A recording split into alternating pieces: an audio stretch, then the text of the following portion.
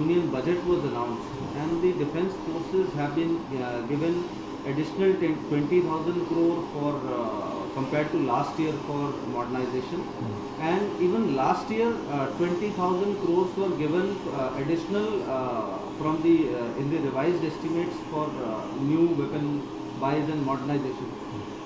You think the budget hike in the capital account would be sufficient, or would help the armed forces, or especially the air force, meet its requirement in the current situation where we are having tensions with both Pakistan and China?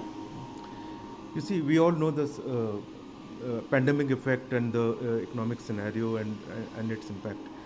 And in this scenario, for us to get that level of increase in the capital outlay, I think it is a huge step by the government in terms of providing that kind of budgetary support.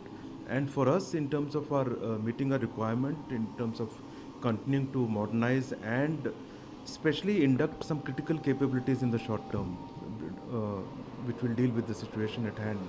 I think it is going to be a very, very big step and very big addition for us. You mentioned last year also some additional funds released, 20 odd thousand crores, and that really helped in all our emergent procurement plans, all three services. So that also really supported us, and for our capability building, I think it is adequate. The formal orders for 83 LCA Tejas Mark 1A was placed to HAL. How significant is this, sir? Oh, this is a very significant milestone. I think there has not been any other order of this level. 48,000 crore project is a huge project for the indigenous aerospace industry. I think it will be a big game changer from Indian defense industry point of view. From Air Force point of view, of course, it is very, very important project.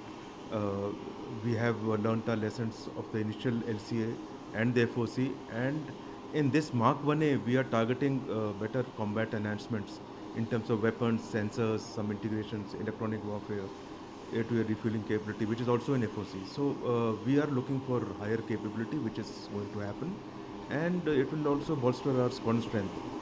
Sir, in last few years, around the time when you came, when you have taken over as chief of your staff, first it was the Rafales which started coming in, and now the LCA, the way for LCAs have been cleared.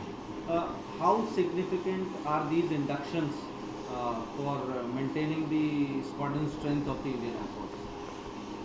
From maintaining strength of point of view, it is very significant. But more importantly, I think Rafael induction is very, very important from critical combat capability point of view. So from that perspective, Rafael induction is a truly combat enhancer for the Indian Air Force, and it is going to change uh, the way we are going to operate, and it brings in new capabilities to us, which are going to be absolute game changer in any air combat situation.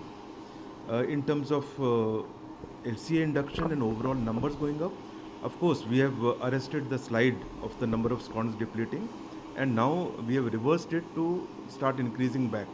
So we are going to start back from 30 upwards now, and that is also very important in terms of overall combat strengths.